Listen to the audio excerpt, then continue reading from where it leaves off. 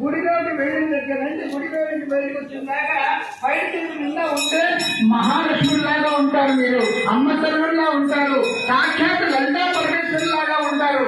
అమ్మ అది మన సాంప్రదాయం గమనించండి. ఇప్పుడు